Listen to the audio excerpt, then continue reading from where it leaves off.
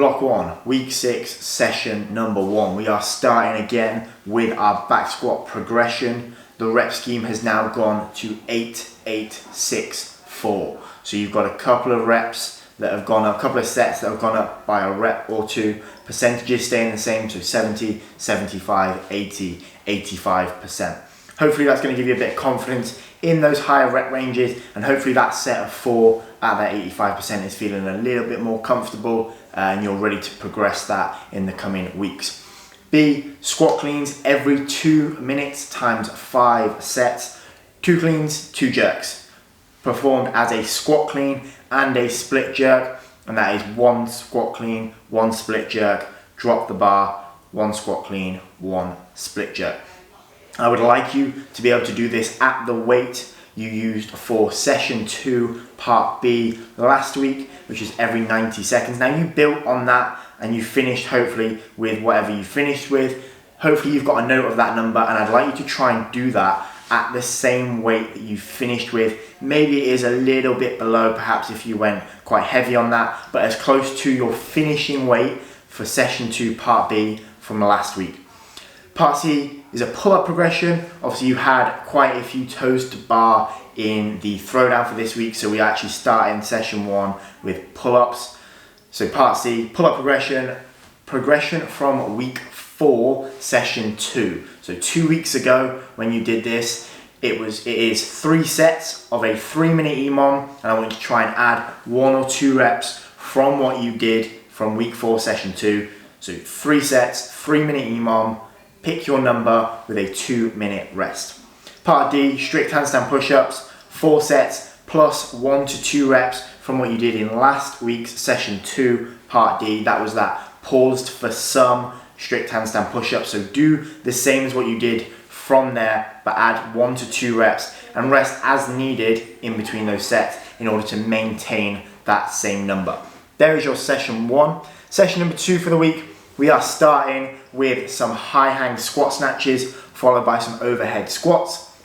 5 sets, 5 working sets of a 1 high hang squat snatch, followed by 2 overhead squats. So last week you had 8 sets of 2 in the high hang squat snatch. Hopefully you've built up a bit of confidence from there, and you're ready to add maybe a little bit of weight from that.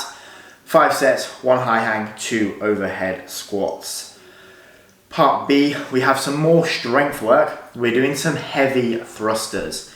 5 sets of 2, and I want you to be taking this from a rack. Warm up nicely, 5 working sets of 2 reps. You're going to pick 1 weight to go across for all those 5 sets.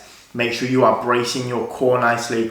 The importance is going to be being really explosive throughout your squat, making sure you're coming out of that squat really strong, bracing as if it were like a really heavy deadlift or a squat, whatever that might be.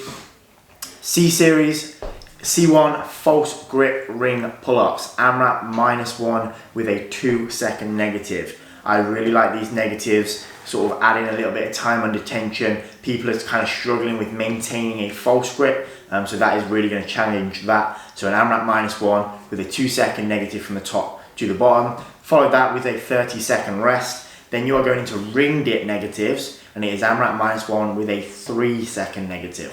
So you are just going to be doing the negative portion of a ring dip. Now I've written 3-second negatives. That should be doable for everyone, and it is an AMRAP -1. So once you get to the bottom, make sure you're maintaining that control as deep as you can get, then drop down, jump straight back up as many reps as you can. Now for some of you, you're going to want to be adding a little bit of weight. I'm saying if you can do 8+ reps quite comfortably, then you should be adding some weight. Maybe that's like a 10 kg plate or 5 kg plate, whatever that might be. Again, you're just going through those negatives. Rest 90 seconds, and you're going to complete that for 5 total sets. Session number 3, final session of the week. You are starting with a 12-minute EMOM. It is power cleans. Minute number 1, you're doing 3 touch and go reps. Minute number 2, you're doing 2 touch and go reps. Minute number 3, you are doing 1 single. Have 3 different weights in mind that you're going to use, and this is going to be a chance to practice a little bit of weight changing, because you're going to be going 3-2-1, 3-2-1, etc. So each minute should be a different weight on the bar. Touch and go reps, so come down, try and practice bringing that barbell all the way down to the floor and not resting on the floor. It gives you a good chance to practice that. If I were to sort of give you an estimated percentage, probably be about 80, 85 and 90%, but that is going to be kind of person dependent. Part B, every 90 seconds times 5 sets, you're doing 5 touch and go push jerks. Now what I want you guys to focus on is not pausing with that barbell in your front rack. I want you guys to be able to practice catching that bar, receiving that bar, and going straight into the next rep. So have a little play around with that in your warm up. Try and build a little bit of confidence. Up to you where you want to take that bar from, whether that's from the floor or from a rack, that's completely up to you. I would probably take it from a rack, seeing as you've done plenty of power cleans in part A, but pick one weight that allows you to practice those reps with a touch and go format. Estimated percentage, depending on how confident you are going to be, is sort of 75 to 80% of your max clean and jerk, no matter which it's squat or split, whatever that might be. Part C, this is your toes to bar for the week. Every 4 minutes times 2 sets, you're going to do 125% of your 1 minute test with a 230 cap. So it's only 2 sets, but you're going for a little bit more reps than what you've been doing in previous sessions. So hopefully you are able to manage that fatigue. Split up as you need to, but hit that 125%. It's got a 230 cap, so you're guaranteed 90 seconds of rest, and it is only 2 sets, so really try and push the pace on there. We will be retesting both our pull-ups and our toes to bar next week. Final piece for the week, strict handstand push-ups every 45 seconds for 9 minutes. Pick yourself a number that you are able to maintain throughout those 9 minutes. If you are scaling it, maybe you're going to a little bit of an ab mat, choose a height for 2 to 4 reps.